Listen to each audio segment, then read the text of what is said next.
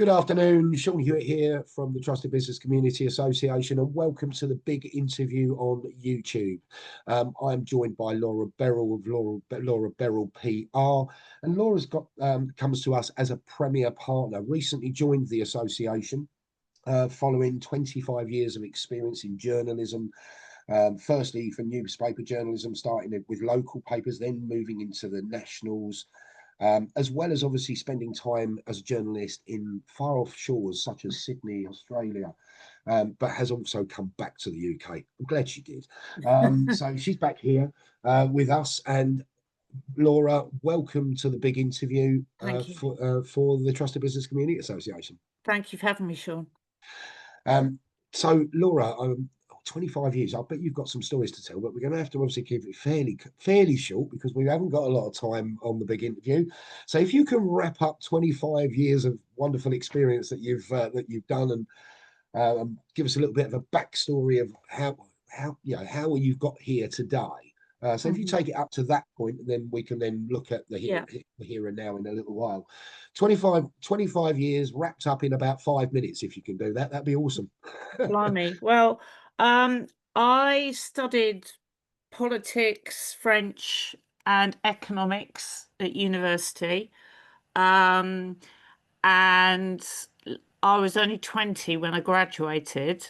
And like many people of that age, and even younger or older, I didn't have a clue what I wanted to do with my life. Um, so I went to work for a now defunct, famously, I can't libel anyone here, defunct company in Aylesbury as a temp. Um, and I saved up a lot of money, and I've always wanted to go to South America. Um, David Attenborough did a program years ago called The Flight of the Condor. And I thought, oh wow, that looks like an amazing place.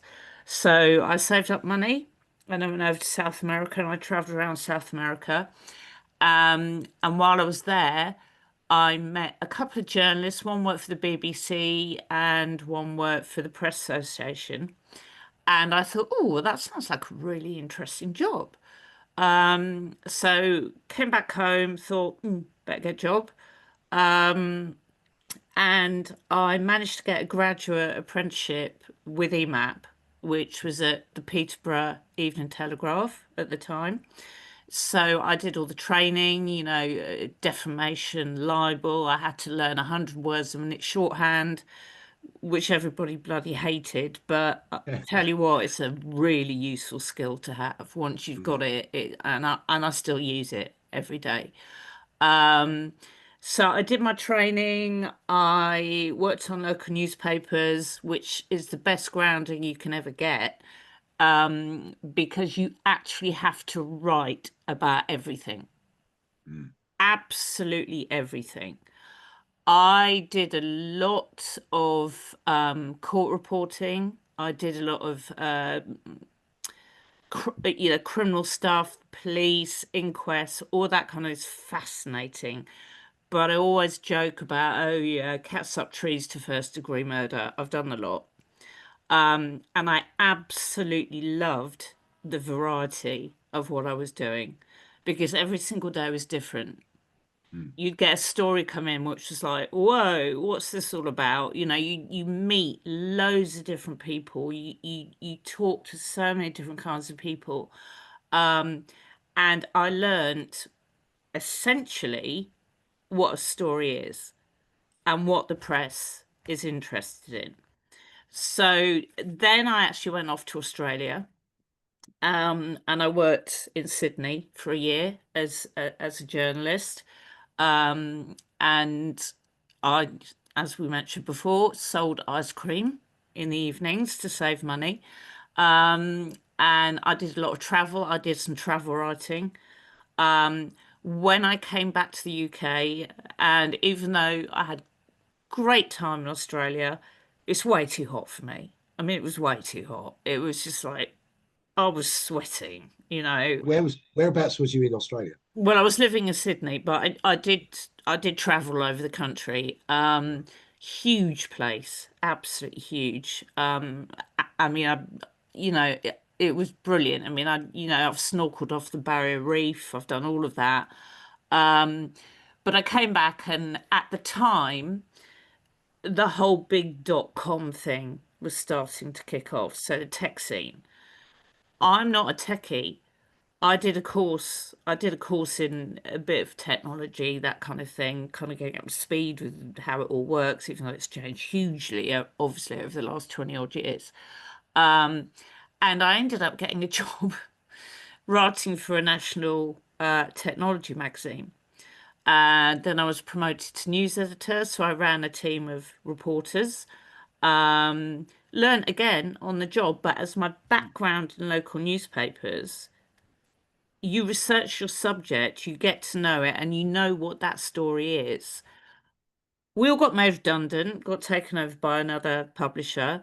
I then went on to work for the Times on their news desk, which was so interesting because, again, you get to talk to some really, really interesting people Yeah. and companies. It was full on. Newsrooms are full on, but it's a real buzz.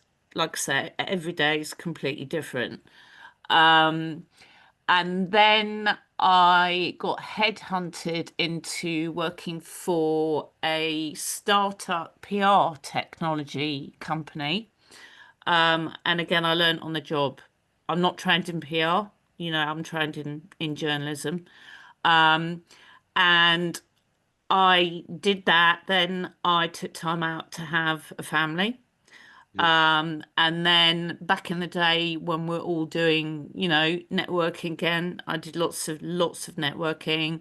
I was helping out, other mums where my kids were at school who were starting off their own businesses and helping them. And I built my network from there.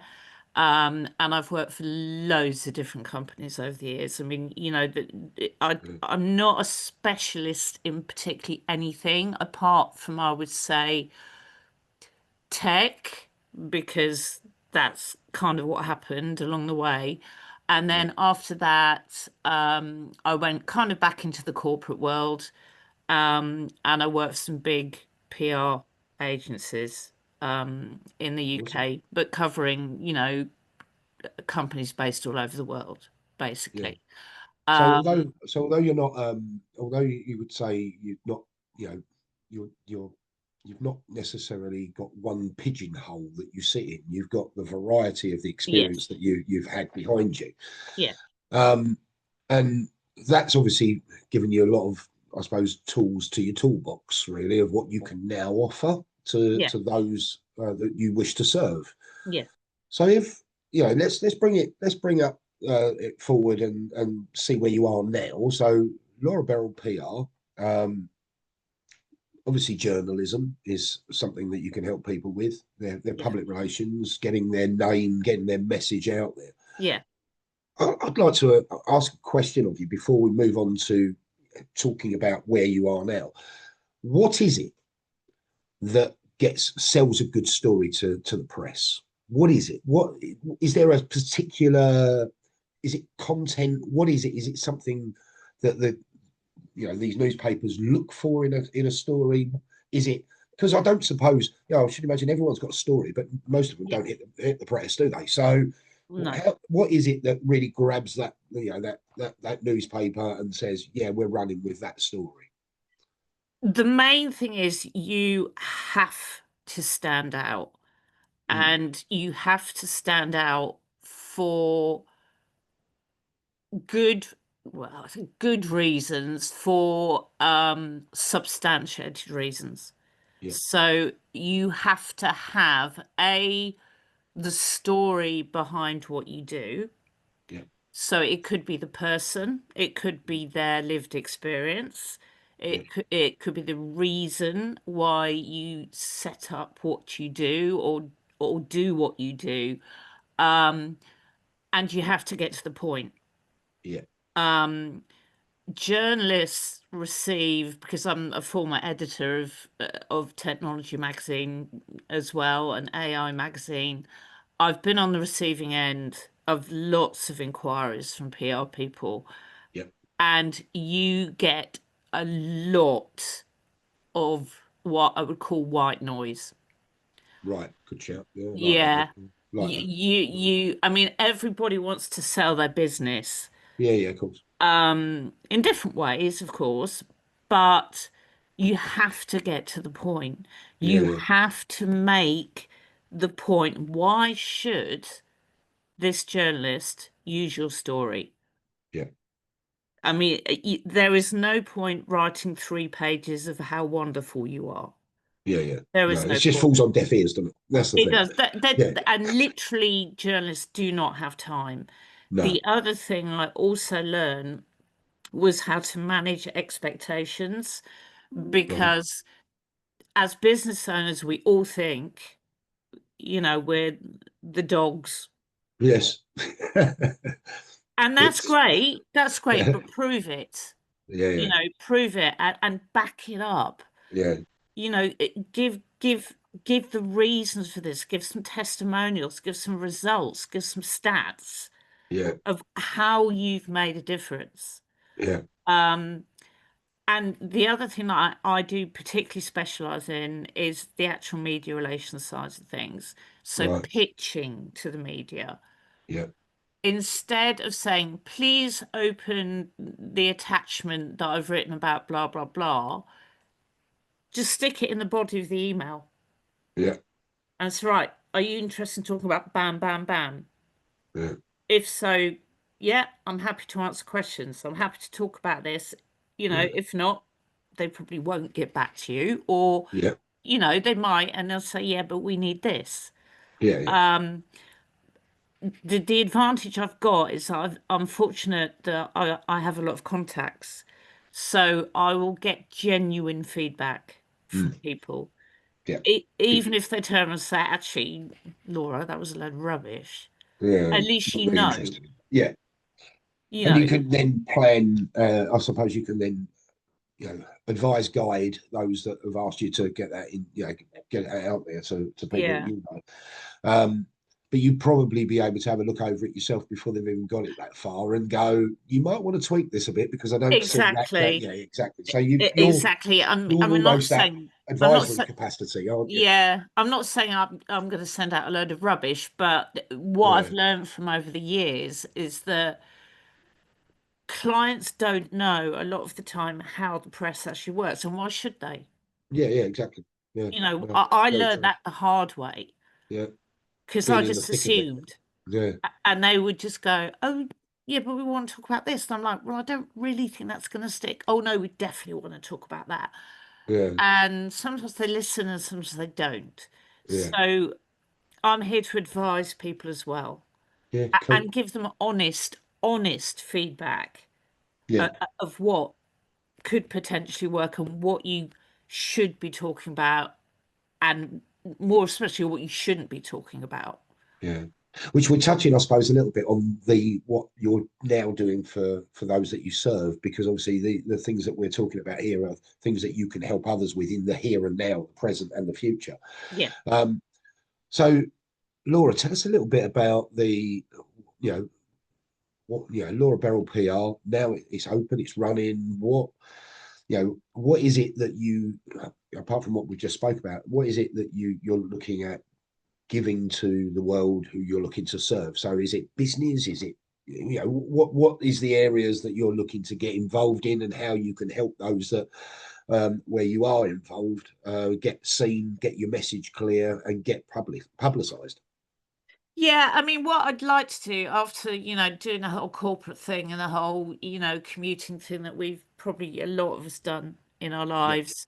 I had, we'll have lives, we'll have stuff that goes on in our lives. And I want to work with people who are A, really passionate about what they do, B, who I genuinely think have something to offer, and that can make a difference. The other thing I wanted to talk about as well is the fact that, I had to go through a humongous battle with my LEA. over my son's education. He's on the autistic spectrum. Yeah. I ended up having to take them to the High Court. Yeah.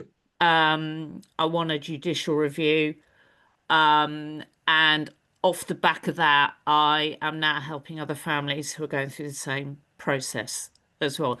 That is part of my PR business, but it's also a Yeah. separate thing I do on the side, Yeah. Yeah. which because of my contacts in the media, I've been very lucky that people have helped me create that, and put me in touch with people that have been, I, know a lot about this kind of thing. The other thing is, I want to help support people who, as we've touched on, Sean, before, is that, you know, small to medium enterprises, they're the backbone of this economy. 100%. You know, Well, they really are. 95% actually. Sorry? 90, I said 100%, and then I corrected myself. Actually, it's 95% of You the said economy. 95%. Yeah, Yeah. yeah. I didn't know it was that much, Yeah. actually, but I It's did mainly look up. because everyone's trading internally in the country. The Yeah. big blue chips, a lot of it goes out of the Is country. that it's abroad, it goes Yeah. elsewhere, you know. Huge I mean, amounts, but it's going out outside. yeah, yeah. So, I I'm a storyteller Mm. and I want to hear people's stories and I want to tell them to the best of my ability.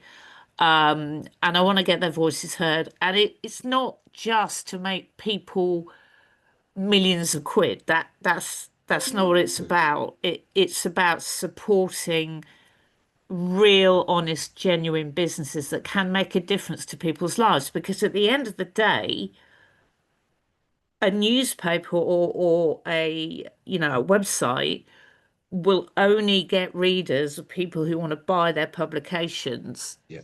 if they think it's going to help them. Yeah. The media is still a huge business, Yes. and they want to sell too. Yeah.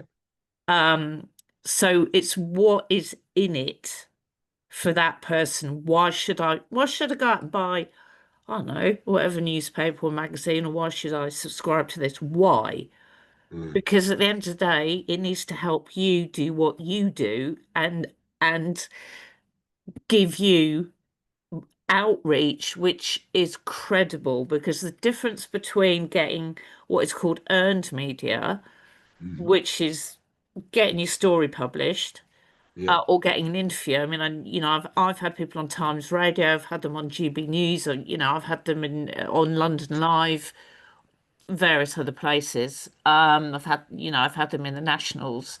That is so competitive, Yes. Yes, for and imagine this. you have to make the journalist's life as easy as possible, and that's why Yeah. I can write stuff from scratch. I can write it for you. Yeah. Obviously, I'm not going to write anything that the client doesn't like or is not accurate. I always check that Yeah. before it goes anywhere. But anyone can take out an ad. Doesn't give Yeah. you credibility at No. all. No, it doesn't. It gets your brand. It's brand awareness campaigning. That's all it does, isn't it? It's not actually giving you credibility, or No. it's just a brand. It's just it seeps into the subconscious that you've Yeah. seen that brand before, and if you see it enough, you Yeah. start to recognise it. Um, Awesome, thank you. Now, obviously, for those people listening into this YouTube big interview, Laura is, as I mentioned earlier, is part of our community. She is the UK Premier Partner for PR and journalism and getting your voice out there to the world. But she doesn't just work within the association; she works beyond it as well for everybody else out there. And she can spread her wings far and wide. It doesn't just have to be the UK; it can be elsewhere. So if you are listening in from foreign shores and you're thinking, I really want to speak to somebody who could possibly get my message out there, then Laura Berrill could well be the person you need to be speaking to. Let me just explain something to you for those listening in. This lady wrote a passage on the King's coronation. Yes, the Mhm. recent coronation. That's how this is the type of power that this lady has to her fingertips, and being able to obviously put a story out there for you could be the start of something absolutely magical for your business growth moving forward, if it's a small business idea, or even if it's somebody who you want, who's heard about Laura's personal journey with her son and wants to share that storyline because they have a similar situation, then reach out to obviously Laura and discuss that with her as well. She's more than happy to hear from you. And the best way to obviously get hold of Laura is going to be the following, because Laura's going to tell you where you can find where obviously you can find her. So Laura, where do you hang out? Where's your hangout spots on socials and other areas? Where do you hang out? Well, obviously I'm on LinkedIn, which everybody has to be. Yeah. I spent a few years kind of in denial about that. This is going back quite a long time now. I was thinking, oh, bloody LinkedIn, blah, blah, blah. Because, my background is in traditional journalism. We didn't have social media. So, I've had to learn that over the years. So I've got a fairly unique name, Berrill. Just type in Berrill, I'll come up. So I'm on LinkedIn, I'm on Facebook. I do have something going on Instagram, but I haven't built it yet. So that's something I'm working on. But yeah, I'm on Google my name and you'll see where I am. Hopefully you can find me from that. And obviously my website, which is Laura Berrill PR. And also you can find her in our directory. Yeah. So if you're looking for, just find the Premier Partner section, click on it, scroll down, there she'll be, and you can reach out to her there, where you can get hold of her on all her socials. Obviously, email her from there. You can phone her from there, WhatsApp her from there. WhatsApp, yeah. All the opportunity to connect. Laura, it's been an absolutely fantastic opportunity to hear from you. Thanks ever so much for joining us for the big interview. For those listening in, don't forget to like and subscribe below, so you can obviously hear this interview. But there are many other interviews out there on our channel of people who have already been interviewed by me, who are part and parcel of this association, of the Global Association for Small Business Owners, is the Trusted Business Community Association. We're here to help you thrive, not just in 25, but beyond, and give you the opportunity to get seen. And if there's one lady that can help you get seen, it's our Laura Berrill. Thanks for Thank you listening, so much, everybody. Sean. Thanks for joining me, Laura. No, thank you for your help and support. It's a pleasure.